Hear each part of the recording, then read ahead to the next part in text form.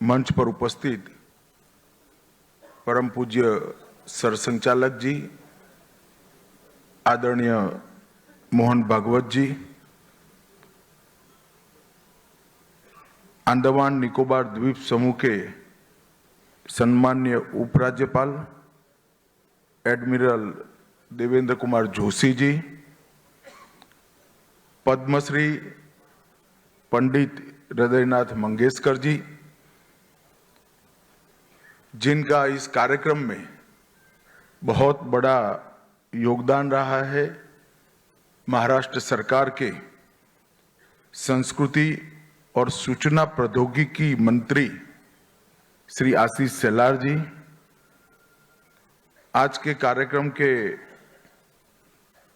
उत्सव मूर्ति श्री अमेया हेटे और श्री नरेंद्र हेटे जी, और आज इस सभागार में उपस्थित वीर सावरकर जी को श्रद्धांजलि देने के लिए, उनके विचारों को, उनके कर्तृत्व को और उनके जीवन कवन को एक प्रकार से पूरे देश तक पहुंचाने के लिए सभागार में उपस्थित सभी भाइयों बहनों को मेरा प्रणाम, राम राम। मित्रों, आज एक पवित्र भूमि पर हम सब एकत्र आए हैं। आजादी के पहले जिसको यहां लाया जाता था, अपने आप कोई नहीं आता था। जिसको यहां लाया जाता था, परिवार उसको भुला देता था। काला पानी की सजा उस जमाने में कोई नहीं सोचता था कि काला पानी की सजा से कोई वापिस भी आएगा, और अगर वापिस भी आया तो शरीर, मन, आत्मा इतने शीर्ण विशीर्ण हो जाते थे कि वो अपने मूल स्वरूप को कभी प्राप्त नहीं कर सकता था। परंतु आज ये हम सब भारतवासियों के लिए एक तीर्थ स्थान बना है, क्योंकि यहां पर वीर सावरकर ने अपने जीवन के सबसे कठिन समय को बिताया है। ये स्थान हमारे स्वतंत्रता संग्राम के दूसरे महान स्वतंत्रता सेनानी सुभाष बाबू की स्मृति से भी जुड़ा है, क्योंकि जब आजाद हिंद फौज ने भारत को आजाद कराने का प्रयास किया, तब सबसे पहले भारत की जिस भूमि को आजाद कराया उसमें यही अंडमान निकोबार द्वीप समूह था, जहां सुभाष बाबू 2 दिन भी रहे थे। और उन्होंने ही इस वक्त इस द्वीप समूह को शहीद और स्वराज 2 नाम देने का सुझाव दिया था, जिसको नरेंद्र भाई ने प्रधानमंत्री बनकर जिसको जमीन पर उतारने का काम किया। अंडमान निकोबार एक द्वीप समूह नहीं है, एक प्रकार से असंख्य स्वतंत्रता सेनानियों के तप, त्याग, समर्पण और अक्षुण्ण राष्ट्र भक्ति के योग से बनी हुई तपोभूमि है। यहीं पर अनेक लोगों ने अपने जीवन की आहुति भी दी है। यहां पर अनेक स्वतंत्रता सेनानी, मैं बहुत डिटेल सेल्युलर जेल के रिकॉर्ड का स्टडी किया हूं। 2 ही प्रांत ऐसे हैं जहां से यहां स्वतंत्र सेनानियों को फांसी नहीं मिली है।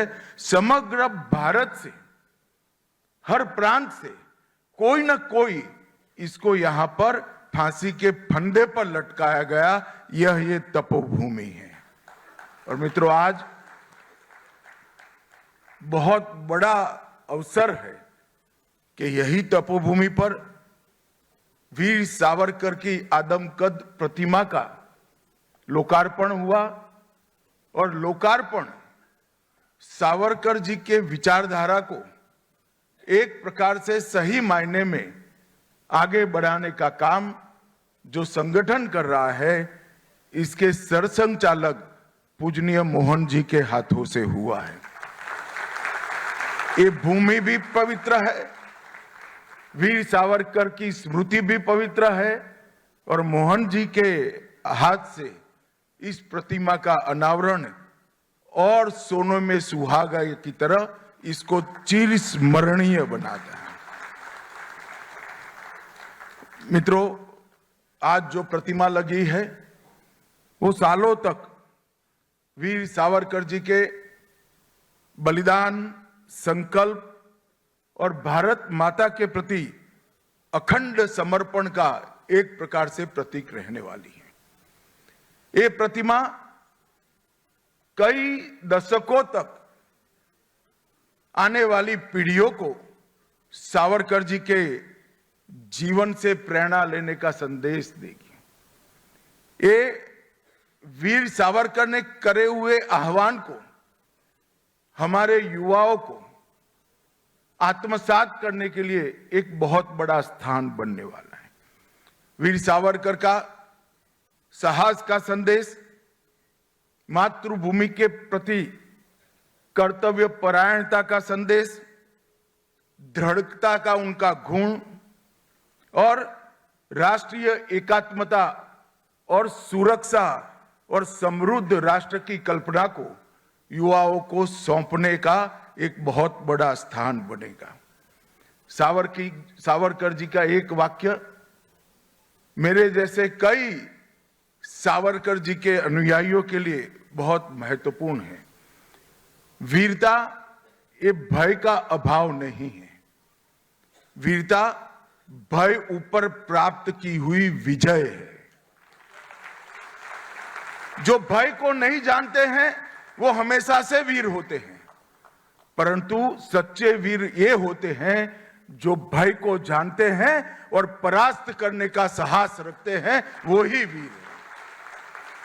और सावरकर जी इस वाक्य को जिए हैं। जब उन्होंने इस देश को आजाद कराने का प्रण लिया, पंडित जी ने कहा तभी मुझे मालूम पड़ा कि 11 साल की आयु में शिव स्तुति की रचना उन्होंने की थी। मुझे मालूम नहीं था, और वो भी तिलक महाराज के सामने की थी। ये गुण उनके बाल सहज मस्तिष्क में से उभरा हुआ गुण था, परंतु जब वो बड़े हुए, इंग्लैंड गए, तब उनको मालूम था कि किस प्रचंड शक्ति के खिलाफ वो भारत माता को आजाद कराने का प्रण लेकर निकले हैं। इसका भय नहीं है, भय नहीं होगा ऐसा कोई न माने, परंतु मातृभूमि के प्रति उत्कंठ समर्पण का भाव ये भय के ऊपर विजय प्राप्त कर गया और वीर सावरकर बने। मित्रों, यहां पर आज एक कॉफी टेबल बुक का भी विमोचन हुआ है। मैंने ध्यान से देखा है नहीं है, मगर उसका जो कवर पेज है उसको देखा है। सावरकर जी के सभी गुणों को इसके अंदर समाहित करने का प्रयास किया है। सावरकर के विचारों को आगे बढ़ाने वाले कई महानुभावों का आज यहां पर सम्मान भी हुआ है। पंडित हृदयनाथ मंगेशकर जी शायद इस सभागार में एक ही व्यक्ति है जिन्होंने सावरकर जी को सदैव देखा है, ऐसे पंडित जी का सम्मान हुआ। डॉक्टर विक्रम संपत जी, जिन्होंने बहुत तरीके से सावरकर जी के जीवनी को पुस्तक में संजोने का काम किया है। रणदीप हुड्डा, मैं जब सुना कि रणदीप जी वीर सावरकर की भूमिका एक फिल्म में अदाकार के रूप में अदा करने वाले हैं, तब मुझे लगा कि रणदीप जी ने गलत जगह पे हाथ डाल दिया है। सावरकर जी के चेहरे पर जो दृढ़ता, जो आत्मविश्वास, जो देशभक्ति और देश के प्रति समर्पण का जो भाव था, वो कोई कलाकार नहीं ला पाएगा। मगर रणदीप जी आप सफल हुए हैं बहुत अच्छे तरीके से। आपने सावरकर जी के जीवन चरित्र को आज की युवा पीढ़ी के सामने रखने का काम किया है। सागर को कोई बांध नहीं सकता। इस प्रकार से सावरकर जी के गुणों को, उनके जीवन की ऊंचाई को और उनके अनेक आयाम वाले व्यक्तित्व को पुस्तक, कविता या फिल्म में संजोकर रखना बहुत कठिन है। मगर ये जो प्रयास हुए हैं अलग अलग स्तर पर, वो प्रयासों ने आने वाली पीढ़ियों को सावरकर को समझने का एक बहुत बड़ा जरिया दिया है। इसलिए आज जिन सभी महानुभावों का सम्मान हुआ है, उनको भी मैं मनपूर्वक प्रणाम करना चाहता हूं। आज पंडित हृदयनाथ मंगेशकर जी और उनकी टीम ने जो संगीतमय प्रस्तुति की, इससे पूरे भारत के लोग आह्लादित होंगे। ये कार्यक्रम जो भी देखेगा वो कुछ साल पीछे चला जाएगा। मराठी में की, काफी लोगों को लगा होगा कि मैं तो मराठी नहीं हूं, मगर मैं आधा मराठी हूं। मेरी पत्नी महाराष्ट्र से आती है, तो मुझे मराठी समझ में तो आती है। और सागरा प्राण तरमरला, ये गीत एक प्रकार से मातृभूमि के विरह में लिखा हुआ गीत है, परंतु ये आजादी की युद्ध के लिए प्रस्थान गीत भी है। उसी गीत में उन्होंने सागर जितनी समस्या को भी भारत माता आचमन कर कर पी जाएगी, ऐसा भाव उन्होंने रखकर ये आजादी का एक प्रकार से उद्घोष उन्होंने किया था। यहाँ शरद पोंक्षे जी का भी सम्मान हुआ और आज सावरकर जी के सम्मान में 116 साल पहले रचे हुए अमर गीत को, सागर तुम मेरी मातृभूमि की ओर ले चलो, प्राण अब कुंठित होते हैं। तो प्राण कुंठित तभी होते हैं जब विरह, वेदना, सहन शक्ति के बाहर जाती है। एक देशभक्त युवा विदेश के किनारे पर रहकर जब कहता है कि मातृभूमि के विरह से मेरे प्राण कुंठित होते हैं, वो ही देशभक्ति की पराकाष्ठा का वर्णन कवि इससे अच्छे शब्दों में नहीं कर सकता। ये गीत की रचना इंग्लैंड के ब्राइटन सागर किनारे पर की गई और इसके एक एक पंक्ति में, एक एक शब्द में मातृभूमि के प्रति अमर प्रेम झलकता है और यही इस गीत को अमर बनाता है। वो ये भी कहते हैं कि मुझे वहां ले चलो जहां मेरी जड़ें हैं, जहां का हर कण मेरे अस्तित्व को पहचानता है। व्यक्ति का अस्तित्व सिर्फ शरीर से नहीं बनता है। व्यक्ति का अस्तित्व जिस विचारधारा का वो अनुसरण करता है, वो विचारों से भी होता है। व्यक्ति का अस्तित्व, आत्मा जिसको श्रेष्ठ मानती है, वो संस्कृति से भी होता है और व्यक्ति का अस्तित्व उसके कर्म से भी होता है। और वीर सावरकर के ये तीनों गुणों को अगर कोई पहचान पाता है तो भारत ही पहचान सकता है। और इसलिए उन्होंने कहा था, मुझे वहां ले चलो जहां मेरी जड़ें हैं, जहां हर कण मेरे अस्तित्व को पहचानता है। मित्रों, मैं बहुत छोटा था, सावरकर जी के बारे में उस वक्त के शिक्षा पाठ्यक्रमों में कोई बहुत पढ़ाया नहीं जाता था। मगर जब मैं विद्यार्थी परिषद का कार्यकर्ता बना, हम सबके मार्गदर्शक थे प्रोफेसर नारायण राव भंडारी। नारायण राव भंडारी ने मुझे एक पंक्ति दी। वो पंक्ति थी, तुझ साठी मरण ते जनन, तुझ विण जनन ते मरण। ये वाक्य नारायण राव भंडारी ने मुझे दिया था और उन्होंने कहा था, अमित तेरे जैसे युवाओं ने इसको जीवन का ध्येय वाक्य बनाना चाहिए। मुझे मराठी नहीं आती थी, थोड़ा बहुत समझ में आता था।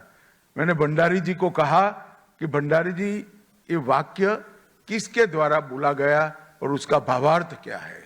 तो उन्होंने कहा ये वाक्य वीर सावरकर का वाक्य है कि मातृभूमि तेरे बिना जीवन मेरे मृत्यु के समान है और तेरे लिए मृत्यु ही मेरा जीवन का लक्ष्य है, मेरे लिए जीवन है। और मित्रों, ये वाक्य ने अनेक युवाओं को जीने की प्रेरणा दी होगी, मरने की प्रेरणा दी होगी।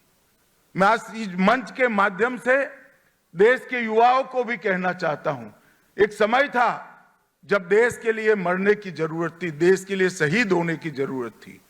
आज देश के लिए मरने की जरूरत नहीं है, परंतु देश के लिए जीने की जरूरत तो आज भी है।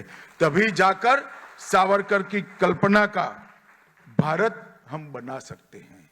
हमारे युवा अगर सावरकर जी की कल्पना का भारत बनाना चाहते हैं तो जिस क्षेत्र में आप काम करते हैं वो क्षेत्र के अंदर सावरकर जी की प्रेरणा के अनुरूप जीवन जीकर जीवन का लक्ष्य सुरक्षित और सबसे समृद्ध भारत माता की रचना करना, भारत की रचना करना, ये हमारा होना चाहिए। मित्रों, सावरकर जी के जीवन को जब ध्यान से देखते हैं तो ऐसा व्यक्ति आने वाली सदियों तक शायद फिर से इस पृथ्वी पर नहीं आएगा।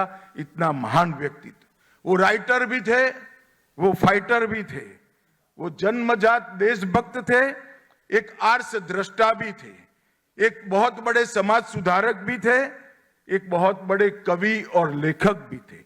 गद्य और पद्य दोनों पर सिद्ध हस्ता हो ऐसे साहित्यकार बहुत कम है, मगर मैंने सावरकर जी के साहित्य को बहुत अच्छे से पढ़ा है। मैं निर्णय पर ही नहीं पहुंच सकता हूं कि वो अच्छे कवि थे या अच्छे लेखक थे, दोनों में वो उत्कृष्ट थे। वो एक बहुत बड़े भाषा शास्त्री थे। पंडित जी ने कहा ऐसे अनेक शब्द उन्होंने अपने आप बनाकर हमारी भाषाओं को पूर्ण करने का काम किया है। आज गृह मंत्रालय के अंतर्गत भारतीय भाषाओं का विभाग भी आता है, राजभाषा का विभाग आता है। तो राजभाषा मतलब हिंदी का प्रवाह, जीवन प्रवाह, और भारतीय भाषाओं का जीवन प्रवाह पर अध्ययन होते हैं। लगभग 600 से ज्यादा शब्द ऐसे हैं जो वीर सावरकर जी ने हमारी भाषाओं को पूर्ण करने के लिए हमारे शब्दकोश में दिए हैं। और मित्रों, मैं कुछ 2-3 शब्द आपको बताना चाहता हूं। हम पिक्चर देखते हैं, आर्ट डायरेक्शन किसका है? आर्ट डायरेक्शन सावरकर एरा के पहले कहीं इसका हिंदी नहीं था, कहीं इसका भारतीय भाषाओं में समावेश ही नहीं था। सावरकर जी ने कहा मैं विदेशी भाषा का उपयोग नहीं करूंगा।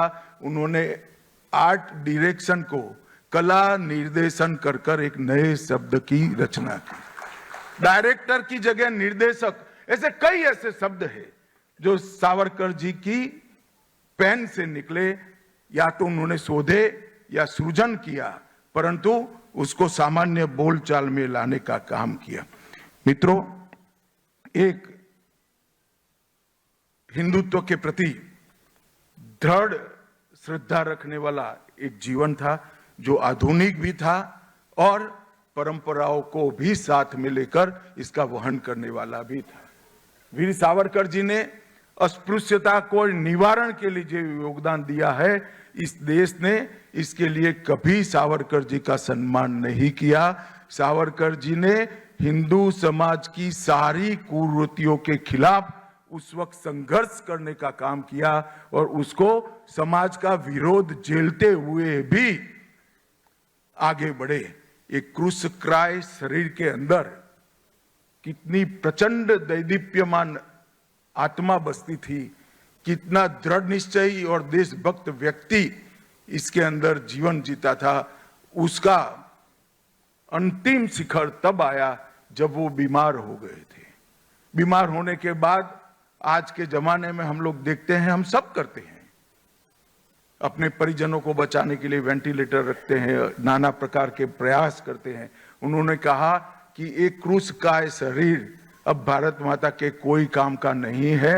मैं हिंदू हूं, मैं पुनः जन्म लूंगा अब मुझे जीने की जरूरत नहीं है, और अपने आप का आत्म बलिदान करने का काम वीर सावरकर ने किया। मित्रों, ये बहुत बड़ी बात, पुनर्जन्म के सिद्धांत पर जिसको हम सब सच मानते हैं, मगर कई जगह इसको मान्यता नहीं है, इसके प्रति इतना दृढ़ विश्वास और वो मृत्यु का कारण बने, वो सावरकर जैसा महान व्यक्ति ही कर सकता है। एक जीवन में 2 जन्मठि जिसको दे दी, वो व्यक्ति कितना भयजनक अंग्रेजों को लगता होगा, वो ही इनके प्रचंड सामर्थ्य का परिचायक है। आजादी के आंदोलन में अंग्रेज आए तब से गए तब तक किसी को फांसी तो दी, मगर एक जीवन में 2 जन्मठिप किसी को नहीं दी, और वीर सावरकर को ही वो सम्मान प्राप्त हुआ। और जब सेल्युलर जेल में आए तब अंग्रेज जेलर ने उनको कहा कि सावरकर, आप आए तो हो, मगर आपका आयुष्य इतना नहीं है, आप वापस कैसे जाओगे? उन्होंने कहा, मैं जरूर वापस जाऊंगा, तेरी सल्तनत की आयुष्य मेरे आयुष्य से कम है, मैं भारत माता को स्वतंत्र देख कर जाऊंगा। कितना दृढ़ आत्मविश्वास इस देश के भविष्य के प्रति, भारत माता की स्वतंत्रता के प्रति और इस देश के उज्जवल भविष्य के प्रति होगा।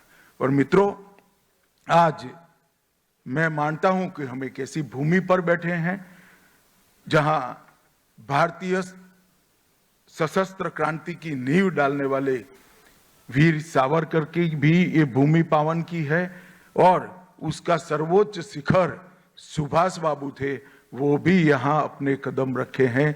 ये बहुत पवित्र भूमि है मान्यवर। आज सावरकर जी के जीवन को आज हमारे युवाओं ने इसमें से प्रेरणा लेने का काम सरल हो, इसलिए ढेर सारी चीजों का यहाँ प्रकाशन भी हुआ है, और उसको बहुत संगीतमय रचनाओं के साथ यहाँ गाया भी गया है। मैं इस कार्यक्रम के माध्यम से देश भर के 16 साल की कम आयु वाले बच्चों के अभिभावकों को, इनके माता पिता को एक अपील करना चाहता हूं। एक बार इस सेल्युलर जेल में, जिस काल कोठरी में सावरकर जी का निवास था, जिसके ठीक सामने लोगों को फांसी पर चढ़ाने का काम किया जाता था, जिससे सावरकर जी की हिम्मत तोड़ दी जाए, वहां 7 बाय 11 की कोठरी, रोज खाना भी न मिलता था, पानी भी नहीं मिलता था। सावरकर जैसे विचारक व्यक्ति को किताबों से अलग रखा गया था। रोज कोपरा को बैल के कोलू के अंदर लगकर तेल निकालने की यातनाएं दी थी। वहां पर भी सावरकर जी ने कील के उपयोग से पत्थरों पर साहित्य सृजन करने का काम किया। और मैं आज एक बात बताना चाहता हूं, साहित्य सृजन वो ही कर सकते हैं जिसका मन और आत्मा दो में से कुछ कुंठित न हो। 2 जन्म टिप देने के बाद भी जिस व्यक्ति के अंदर भारत माता की प्रार्थना के लिए, भारत माता के यशोगान के लिए साहित्य सृजन करने की हिम्मत है, उससे बड़ा कोई देशभक्त हो ही नहीं सकता। और उनके संकल्प ने ही एक कठोर कालखंड पारित करने की हिम्मत दी। एक ही जेल में 2 भाई रहने के बावजूद सालों तक एक दूसरे को देख नहीं पाए। कोई कल्पना कर सकता है? एक ही जेल में 2 भाई रहने के बावजूद कई सालों तक एक दूसरे का सामना नहीं हुआ। कितने जुर्म उस वक्त किए गए होंगे, वो इससे हमें मिलता है। सांस्कृतिक राष्ट्रवाद का चिंतन, जिसके आधार पर आज की सरकार चल रही है नरेंद्र भाई के नेतृत्व में, वो उन्होंने ही इसकी नींव व्याख्या करने का काम किया था।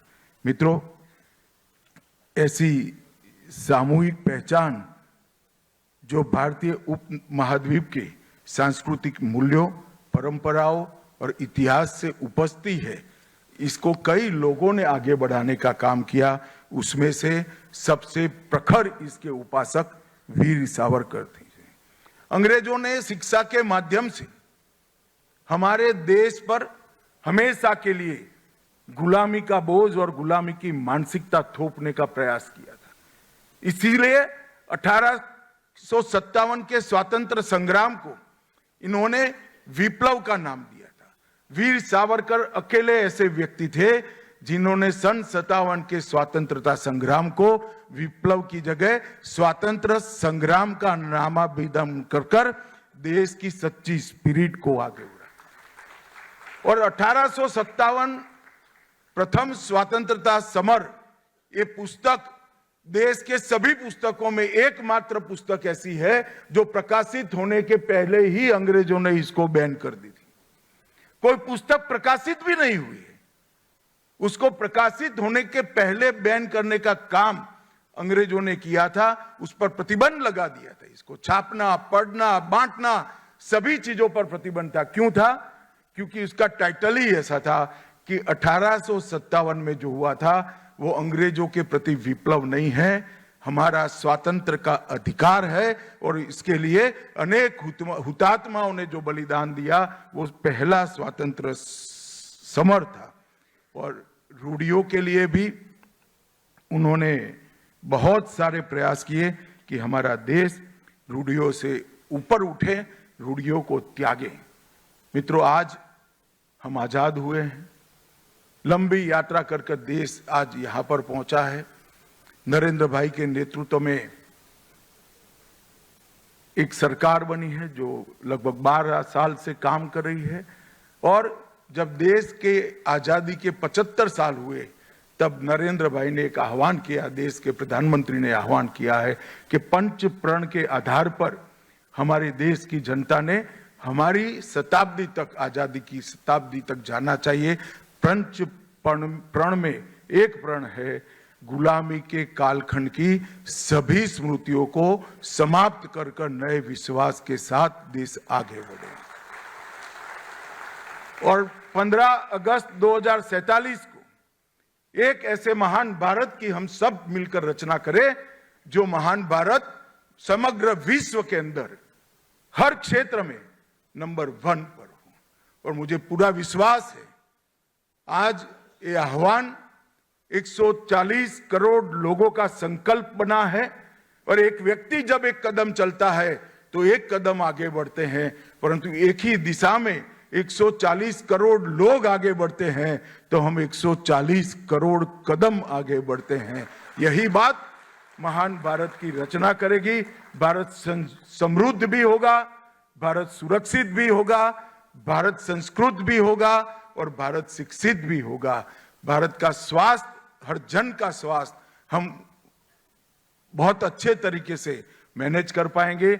इस प्रकार के भारत की रचना ही वीर सावरकर की कल्पना थी।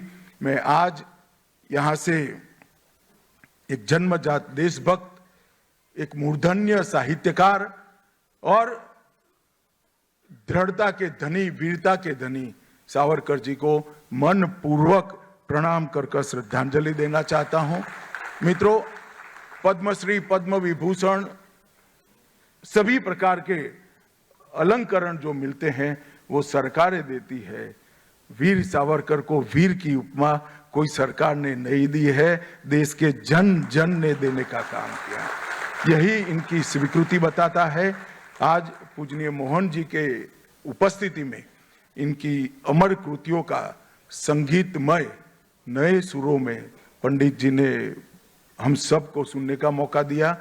पूजनीय मोहन जी ने एक प्रतिमा का भी अनावरण किया और एक कॉफी टेबल बुक भी बनाया है।